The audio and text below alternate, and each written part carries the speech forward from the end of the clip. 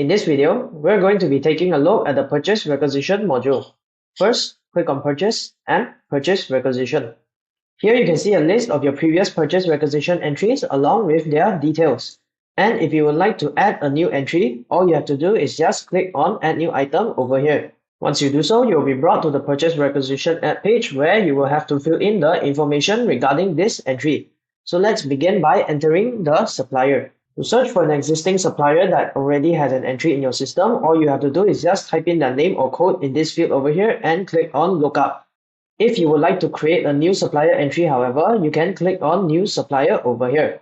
The system will then redirect you to the Supplier Master Add page where you can create a new supplier entry. So let's say in my case, I want to search for an existing supplier, which is Bunga. So type in Bunga and click on Lookup, and I'll select it. After I do so, the system will autofill certain fields with information I filled in for this supplier in the supplier module. So moving on to the vehicle field, if you would like to associate this purchase requisition entry with a certain vehicle of this supplier, you can also type in the vehicle number in this field.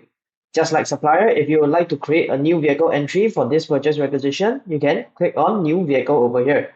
And the system will redirect you to the vehicle master page where you can create a new vehicle entry. So let's say in my case, I want to search for a vehicle that has ABC in their vehicle registration number. I'll type in ABC and click on Lookup. And I'll select, let's say, the Audi A1.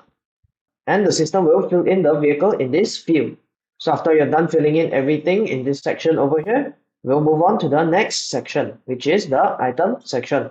Here is where you will fill in the information of the item that you would like to make a purchase requisition for. So let's say I want to make a purchase requisition for a tire. So I'll type in a tire code over here, click on Lookup, and I'll select the tire that I want to make a purchase requisition for. So in my case, let's say this one. And here I'll type in the quantity. So let's say 4. I choose the UOM, select the unit price, the discount if any, accounts, the quantity on hand I have for this tire right now, the location, and whether or not it includes tax. You can also edit the description if you want to, and if there is any other additional descriptions, you can click on the arrow over here and you can select them here or create a new one if you have to by clicking on New over here. Now after you're done filling in everything, you can just click on Add and the item entry will appear in this list down here. If you would like to edit any information about this item or you've made a typo, you can click on Edit over here and do your editing. After you're done, you can click on Update to update the entry. If you would like to delete this entry, however, you can just click on the Delete button over here.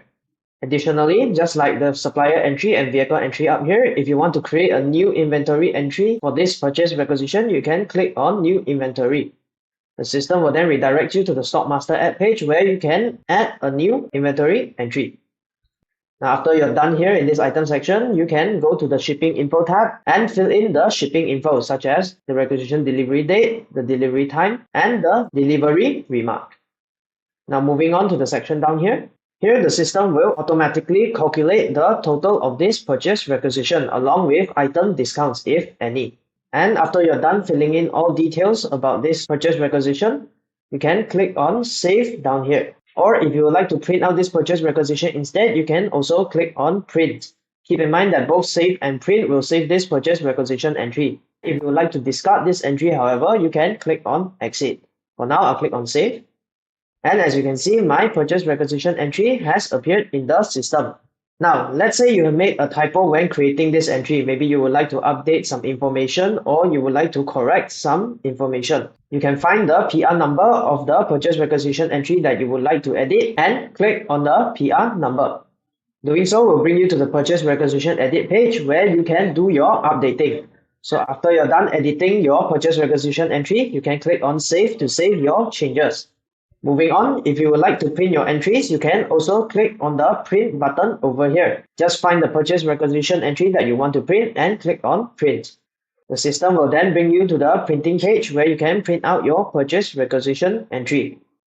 Moving back, if you would like to print multiple purchase requisition entries at once, instead of clicking on Print one by one, you can use the checkboxes on the left.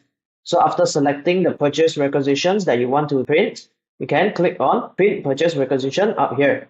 Continuing on, if you would like to create a purchase order from this purchase requisition, you can select your purchase requisition and click on Create PO.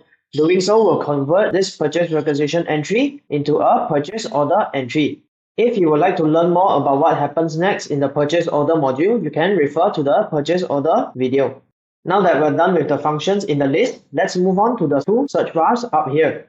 So let's say you want to search for a specific purchase requisition in this list. Well, you can either utilize the search bar down here or up here. The difference being that the search bar down here is more generic, while the search bar up here is more specific. Now, let's say I want to search for the keyword 24 in this list. After I type in 24 in this search bar, as you can see, the system will return to me all rows with 24 in any of their columns. This search bar is useful for a quick and generic search, but what if I want to be more specific, and let's say I want to search for purchase requisitions that were made in the year 2024? Well, I can go to the search bar up here and go to the PR date from field, which pretty much means the date ranges. And in the first field, I'll select 2024, January 1st to 2024, December 31st. And after I'm done, I'll click on search, and the system will display to me all entries that were made in the year 2024. Other than that, if you would like to filter the entries based on column values, you can also use the funnel icon over here. So let's say I select these three and click on OK. Now as you can see, the system will filter the entries according to what I've selected. Additionally, if you would like to sort the entries by ascending or descending order based on column values, you can also do so by clicking on the respective column headers, like so. And finally, if you would like to change the way that this list looks, maybe take out or put in a few columns or rearrange their order, you can turn on Personalize Column up here by this search bar. After you turn it on, you will have the ability to turn off or turn on certain columns by clicking on these icons. You can also rearrange them by dragging them around. So after you're done, you can go all the way down here and click on Update, and the list will be updated accordingly. So that's it for this video. Thank you for watching.